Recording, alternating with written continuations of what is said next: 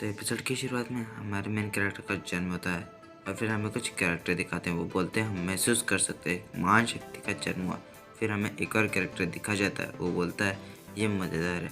फिर हमारा एमसी का पिता बोलता है हमें बेटा हुआ है, उसका नाम सिंबाद है। फिर हमें एक जहाज़ दिखाया जाता है जहाँ पर कोई बोलता है तो जिसकी किस्मत में लिखा है 7 समुद्र का सम्राट बनना।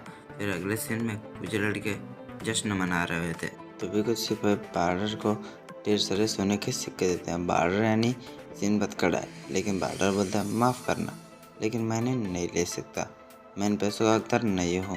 एक सिपाही बोलता है तुम वो हीरो हो जिसने युद्ध में सबसे ज़्यादा लड़ाई लड़ी। बार्डर उन पैसों को उन दूसरे लोगों की शराब पर खर्च कर देता है। सब उसे पागल बोलने लगते हैं। फिर हमें उस देश की जानकारी देते हैं। कुछ सालों पहले तक पार्थविया बस एक छोटा सा देश था, लेकिन अब ये तेजी के साथ दूसरे देशों पर कब्जा कर रहा है और इसका राज्य बढ़ रहा है महान शक्तियाँ रेमा एम्पायर की तरफ। फिर बार्डर बोलता है ये देश किस दिशा में जा रहा है, मैं और युद्ध नहीं चाहता, फिलहाल मुझे मछली पकड़ लेनी चाहिए। जब वो जाल हटाता है तो वहाँ पर सिंबद सो रहा था। उठकर बोलता है पापा। बार्डर बोलता है सिंबाद तुम यहाँ पर क्या कर रहे हो। सिंबाद अजीब हरकतें करने लगता है। बार्डर उसे गोद में लेकर बोलता है मुझे पता नहीं था तुम इतने बहादुर बेटे हो। तभी वहाँ पर बहुत बड़ा तूफान आता है। वो दोनों तूफान से लड़ रहे होते हैं। तभी सिंबाद बोलता है पापा उस तरफ नहीं, इस तरफ। बार्डर बोलता है ठीक है। फिर वो तूफान से बच जाते हैं। सिंबाद बोलता है हमने कर दिया डैड। बार्डर बोलता है सीन तुम्हारे पास शायद कोई खास शक्ति है, सही किस्मत चुनने की शक्ति। तुम गलत दिशा में जा रहे उस देश और उसके लोगों को सही राह दिखाओगे। तुम वो आदमी हो वो इस दुनिया को बदल देगा। और फिर हमें 2 साल बाद का सीन दिखाया जाता है जहाँ पर कुछ लोग एक आदमी का पीछा कर रहे होते हैं। फिर वो आदमी समुद्र में छलांग लगा देता है। फिर अगले सीन में बार्डर बोलता है काफ़ी अच्छा दिन था, ढेर सारी मछलियाँ। तभी सिंबाद बार्डर के लिए खाना लाता है तो वो खाते हैं। सिंबाद बोलता है पापा अब मैं आपके साथ बोट पर आ सकता हूँ, मैं अब 5 साल का हो चुका हूँ, मदद कर सकता हूँ। बार्डर उसके सिर पर हाथ रख कर बोलता है नहीं मुझे नहीं लगता। सिंबाद बोलता है आप कितने कठोर हो, क्यों नहीं। बार्डर बोलता है तुम काम में टांग अड़ाओगे, मैं बोट पर बच्चों को नहीं ले जा सकता। जब तुम थोड़े और बड़े हो जाओगे तब मैं तुम्हें बोट पर आने दूंगा, तब तक मैं तुम्हें ट्रेन कर सकता हूँ। तभी वहाँ पर कुछ लोग आते हैं। वो बोलते हैं तुम यहाँ पर क्या कर रहे हो। बार्डर बोलता है क्या मैं मछलियाँ नहीं पकड़ सकता। वो लोग बोलते हैं मछलियाँ पकड़ना, शर्म करो, तुम ऐसी बात कर भी कैसे सकते हो, धोखेबाज। पार्थविया एम्पायर देश की जीत हुई, उसका नाम न्यू पार्थविया एम्पायर हो गया। जीत से प्रसन्न होकर पार्थविया ने रेम एम्पायर के साथ युद्ध शुरू कर दिया। हालांकि इस बार हालत बदल गई। आर्थिक परेशानी के कारण लोग भूख के मारे मरने लगे, इसलिए हर किसी पर युद्ध जीतने का भूत सवार है। युद्ध में भाग न लेने वाले को लोग देशद्रोही समझते हैं। वो लोग बोलते हैं हर कोई मुश्किल भरी जिंदगी जी रहा और फिर भी युद्ध में मदद कर रहा है। तुम्हारी दिक्कत क्या है, तुम यहाँ मछलियाँ पकड़ रहे हो, कुछ कहो भी। कहाँ का हीरो, तुम वो धोखेबाज हो जो युद्ध छोड़कर भाग गया। फिर बार्डर जोर जोर से हंसने लगता है और बोलता है माफ़ करना, तुम सब बस युद्ध जीतने की परवाह कर रहे हो। सच कहो तो मुझे कोई परवाह नहीं है इस देश की। क्या कल धूप होगी, मैं खाना खाते हुए पीना चाहता हूँ, बस मैं इन चीज़ों के बारे में सोचता रहता हूँ। वो लोग बोलते हैं तुम्हारी हिम्मत कैसे हुई। फिर वो लोग बार्डर को बहुत मारते हैं। फिर अगले सीन में सिंबाद बार्डर को उठाता है। बार्डर बोलता है तुम ठीक हो ना, तुम्हारे माँ का बनाया हुआ खाना बर्बाद हो गया। वो खा के बोलता है ओह ये अभी भी अच्छा है। सिंबाद बोलता है क्या आखिर क्यों पापा, कि आप एक हीरो हो ना, आप चाहते तो उन सबको मार सकते थे, आप उन सबको सबक सिखा सकते थे। बार्डर बोलता है मुझे नहीं लगता कि मैं उन्हें हरा सकता था। सिंबाद रोते हुए बोलता है आप बहुत अनुकूल हो डैड, आप बहुत अनुकूल हो डैड। ये बोलकर चला जाता है। फिर अगले सीन में सिंबाद बहुत तेज से खाना खा रहा होता है। उसकी माँ बोलती है क्या बात है सिंबाद। सिंबाद बोलता है कुछ नहीं, बार्डर बोलता है, सिन, मटके में पानी कम है, क्या तुम कुएं से पानी भर लाओगे? तुम जैसा बच्चा ये कर सकता है ना? सिंबाद बोलता है, बिल्कुल, वैसे भी मैं एक मर्द हूँ, पानी भरना तो मेरे बायात का खेल है। एरजा बोलती है, हनी, क्या तुम कोई फर्क नहीं पड़ता? जब तक तुम रिटेलर हुए करते थे तुम हीरो कहा जाता था, लेकिन अब तुम्हें सब धोखेबाज कहते हैं। बार्डर बोलता है, लोगों को कहने दो, मुझे कोई फर्क नहीं पड़ता। एरजा बोलती है, बात सिर्फ तुम्हारी नहीं है, हमारी ज़िंदगी का क्या? हमारे पास ज़्यादा पैसे नहीं बचे, हम कैसे ज़िंदगी गुजारेंगे? तभी वहाँ पर भागता हुआ सिंबाद आता है। फिर अगले सीन में एक आदमी आंखें खोलता है। बार्डर बोलता है, तुम कुएं के पास बेहोश थे, इसने तुम्हें ढूंढा है। अगर इसने तुम्हें नहीं ढूंढा होता तो तुम जिंदा नहीं होते। फिर वह सिन के सिर पर हाथ रख कर बोलता है, शुक्रिया बच्चे, शुक्रिया, बहुत बहुत शुक्रिया। फिर वो आदमी बोलता है, मैं एक व्यापारी हूँ ध्रुयस, मैं जिस शिप पर था वो डूब गया, और जब मेरी आँख खुली तो मैं यहाँ था, मैं कैसे आपका शुक्रिया करूँ? बार्डर बोलता है, उसकी ज़रूरत नहीं, अगर हम तुम्हारे लिए कुछ कर सकें। तो एरजा बोलती है, हमारा घर काफ़ी छोटा है, ये कहीं और चले जाएंगे। फिर सिंबाद ध्रुयस के सर पर जाकर उसके सर पर मारता है और बोलता है, हे मिस्टर, आपके बाल पीले क्यों हैं? एरजा बोलती है, सिंबाद, तुम ये क्या कर रहे हो? ध्रुयस बोलता है, कोई बात नहीं। वो सिन से पूछता है, क्या तुम कभी इस गांव से बाहर गए हो? सिनबाद ना बोलता है।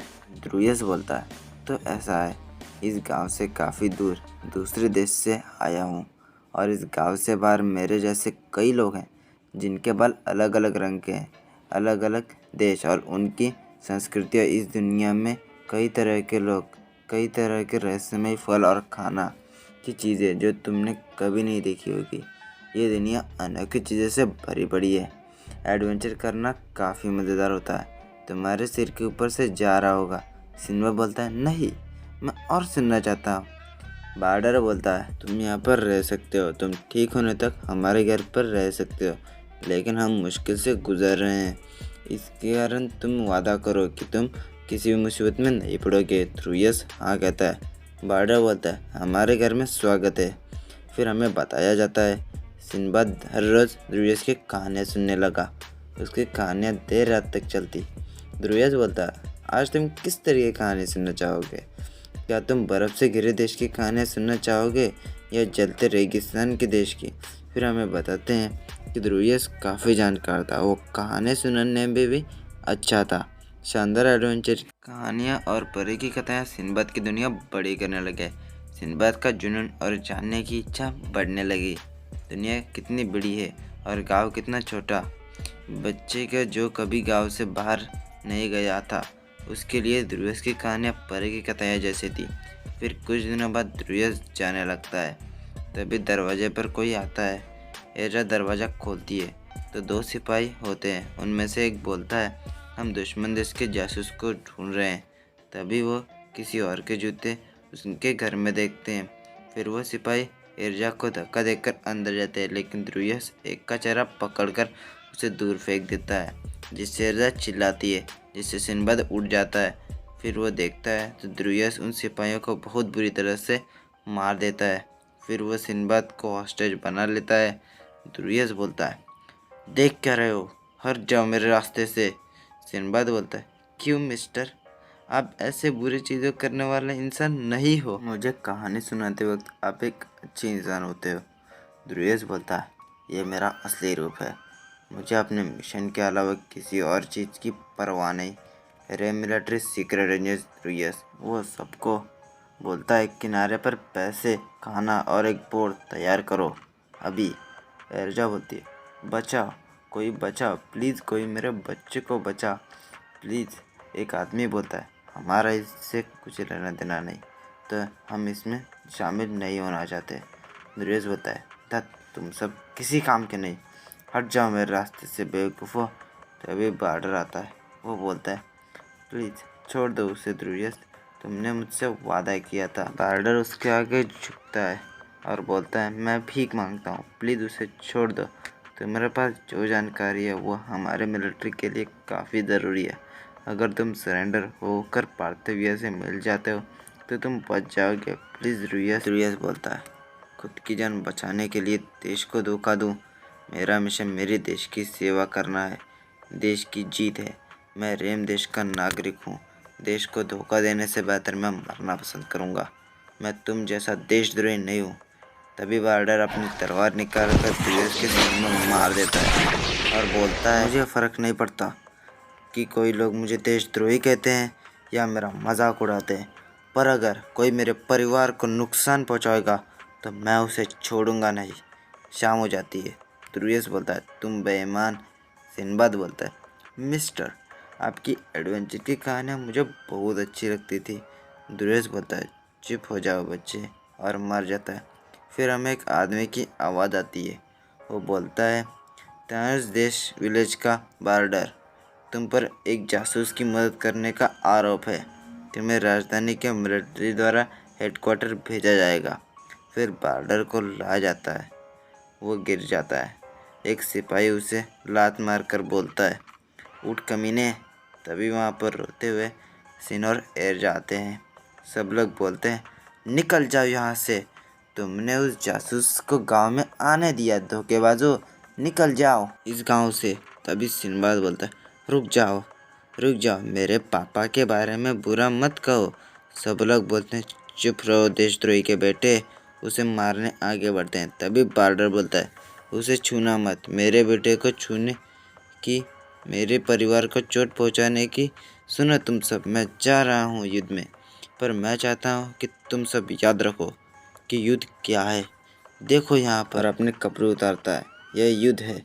युद्ध में मैदान में मैंने लाखों लोगों को घायल होते देखा है और मरते हुए। क्या तुम अभी भी अपने परिवार के लोगों को युद्ध में लड़ने भेजना चाहते हो?